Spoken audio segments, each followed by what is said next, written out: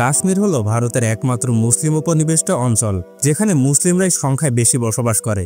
এই কারণেই 2014 সালে নরেন্দ্র মোদীর নেতৃত্বে হিন্দুত্ববাদী বিজেপি সরকার ক্ষমতায় আসার পর থেকে কাশ্মীরের প্রতি তারা কঠোর বৈষম্যমূলক আচরণ করে আসছে। বিশেষ করে 2019 সালে ভারতীয় সংবিধানের 370 ধারা বাতিল করার মাধ্যমে কাশ্মীরের মুসলিম জনতার অধিকার হরণ করা হয়েছে। সাম্প্রতিক সময়ে জম্মু কাশ্মীরের জনপ্রিয় পর্যটন এলাকা পেহেলগামে ঘটে যাওয়া সন্ত্রাসী হামলার পর এই ঘটনায় বিজেপি সরকারের হাত থাকার বিষয়ে অনেকেই অভিযোগ করছেন।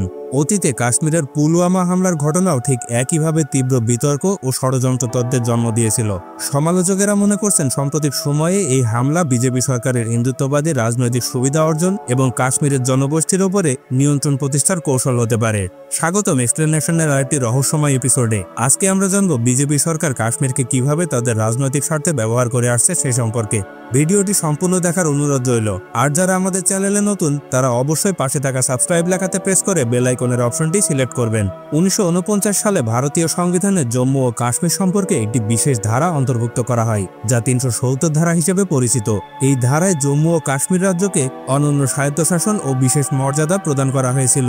এর ফলে শুধুমাত্র প্রতিরক্ষা, বিদেশ নীতি, অর্থনীতি এবং যোগাযোগের ক্ষেত্রে জম্মু কাশ্মীরে ভারতীয় আইন প্রযোজ্য হতো। বাকি অন্যান্য বিষয়ে এই রাজ্যে নিজস্ব আইন প্রণয়নের ক্ষমতা ছিল। এমনকি জম্মু কাশ্মীরের নিজস্ব সংবিধান ছিল, যা 1956 সালে প্রণীত হয়। শুধু তাই নয়, জম্মু ও কাশ্মীর রাজ্যের আলাদা পতাকাও ছিল, যা ভারতীয় জাতীয় পতাকার পাশাপাশি ব্যবহৃত হতো। এই রাজ্যে স্থায়ী বাসিন্দা হিসেবে স্বীকৃত ব্যক্তিরাই শুধু সম্পত্তি ক্রয়, সরকারি চাকরি বা সরকারি প্রতিষ্ঠানে ভর্তির অধিকার পেতেন। বাইরের কোনো ভারতীয় নাগরিক জম্মু কাশ্মীরে জমি কিনতে পারতেন না। ভারতীয় সংসদের অনেক আইন, যেমন তথ্য অধিকার আইন বা নাগরিকত্ব সংশোধনী আইন, রাজ্যের সম্মতি ছাড়া কাশ্মীরে প্রয়োগ করা যেত না। 2019 সালের 5 আগস্ট নরেন্দ্র মোদী ক্ষমতায় আসার পর 370 ধারা বাতিল করে দেয়। এর ফলে জম্মু ও কাশ্মীরের বিশেষ স্বায়ত্তশাসন বাতিল হয়ে যায় এবং ভারতীয় সংবিধানের সকল আইন এখানে প্রযোজ্য হতে থাকে। এরপর রাজ্যটিকে দুটি কেন্দ্রশাসিত অঞ্চলে বিভক্ত করা হয়। একটি হলো জম্মু ও কাশ্মীর আর একটি হলো লাদাখ। তখন থেকে অন্যান্য রাজ্যের ভারতীয় নাগরিকরাও জম্মু ও কাশ্মীরের সম্পত্তি কিনতে, বসবাস করতে এবং সরকারি সকল সুযোগ সুবিধা গ্রহণ করতে শুরু করে। 370 ধারা বাতিলের প্রক্রিয়াটি সংবিধানের নিয়ম মেনে করা হয়নি। শুধু তাই নয়, এই ধারা বাতিলের সময় কাশ্মীরে ব্যাপক নিরাপত্তা বাহিনী মোতায়েন, ইন্টারনেট যোগাযোগ বন্ধ এবং স্থানীয় নেতাদের গৃহবন্দীও করা হয়েছিল। ভারতের কট্টর হিন্দুত্ববাদী বিজেপি সরকারের লক্ষ্য শুধু ভারতে হিন্দুত্ববাদ প্রতিষ্ঠা করা নয়, বরং তার সাথে ভারত থেকে মুসলিমদের নিশ্চিহ্ন করা। সেই লক্ষ্য বাস্তবায়ন হোক বা না হোক, কিন্তু মোদী সরকার এই ধরনের পদক্ষেপ নেওয়ার মাধ্যমে সংখ্যাগরিষ্ঠ হিন্দুদের সন্তুষ্ট করে আরো বহুদিন ক্ষমতায় থাকার সর্বোচ্চ চেষ্টা করে যাচ্ছে। সে কারণে একের পর এক নাগরিকত্ব সংশোধনী আইন, কাশ্মীরের 370 ধারা বাতিল, মুসলিমদের ওয়াকফ আইনে হস্তক্ষেপের মতো বিতর্কিত বিষয়ে চূড়ান্ত পদক্ষেপ নিচ্ছে। সাম্প্রতিক সময়ে ওয়াকফ আইন সংস্কার করার পর বিশ্বব্যাপী কিছুটা চাপের মধ্যে ছিল বিজেপি সরকার। সমালোচকেরা বলছেন হয়তো সেই চাপ কাটিয়ে ভারতের মুসলিমদেরকেই অপরাধী প্রমাণ করার জন্য সাম্প্রতিক সময়ে কাশ্মীরের এই হামলা ঘটানো হয়ে থাকতে পারে।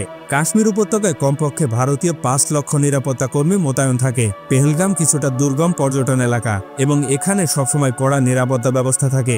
এমন পরিস্থিতিতে কর্তৃপক্ষের গাফিলতি কিংবা সহযোগিতা ছাড়া পর্যটকদের উপরে হামলা করা এতটা সহজ কাজ নয়। আর হামলার পরপরই কোনো ধরনের প্রমাণ ছাড়াই ভারত এর জন্য পাকিস্তানকে দায়ী করে। পাকিস্তান থেকে এই জায়গার দূরত্ব 400 কিলোমিটার। ভারতে কোনো সন্ত্রাসী হামলা ঘটার সাথে সাথেই কোনো তদন্ত ছাড়াই ভারত পাকিস্তানকে দায়ী করে। এটা ভারতের একটি নিয়মিত কার্যক্রম হয়ে পড়েছে। পেহেলগাম হামলার পর তার রেজিস্ট্যান্স ফ্রন্ট বা টিআরএফ নামে একটি অখ্যাত সংগঠন এই হামলার দায় স্বীকার করেছিল, কিন্তু পরবর্তীতে তারা জানায় যে ভারতীয় গোয়েন্দা সংস্থারাও তাদের হয়ে এই প্রচার চালিয়েছিল। এরপর শেষ পর্যন্ত টিআরএফ এই হামলার সাথে জড়িত নয় বলে দাবি করেছে। এদিকে সমালোচকেরা বলছেন ওয়াকফ বিলের বিরুদ্ধে মুসলিম সম্প্রদায়ের বিক্ষোভকে অন্যদিকে সরানোর জন্য এবং আগামী নির্বাচনে রাজনৈতিক সুবিধা পেতে এই হামলার মোদী সরকারের পরিকল্পিত ষড়যন্ত্র হতে পারে। নিজের ক্ষতি করে শত্রুর উপর দোষ চাপানোকে বলা হয় ফলস ফ্ল্যাগ অপারেশন, যার মাধ্যমে মানুষকে বিভ্রান্ত করে নিজের আসল উদ্দেশ্য হাসিল করা হয়। ফলস ফ্ল্যাগ অপারেশনে বিজেপি সরকার এবারই প্রথম নয়, এর আগেও বহুবার এই ধরনের ষড়যন্ত্রে জড়িত থাকার অভিযোগ উঠেছে বিজেপি সরকারের বিরুদ্ধে। গুজরাটের কসাই হিসেবে পরিচিত নরেন্দ্র মোদীকে ফলস ফ্ল্যাগ অপারেশনের গ্র্যান্ড মাস্টার মাইন্ড বললেও ভুল হবে না।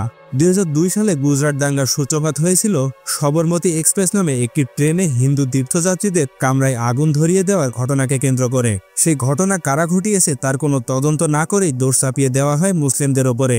এই ঘটনার ফলে ভারতের ইতিহাসে সবচেয়ে ভয়াবহ হিন্দু মুসলিম দাঙ্গার সৃষ্টি হয়। সরকারি তথ্য অনুযায়ী সেই দাঙ্গায় প্রায় 1044 জন নিহত হন, যার মধ্যে 790 জন মুসলিম এবং 254 জন হিন্দু।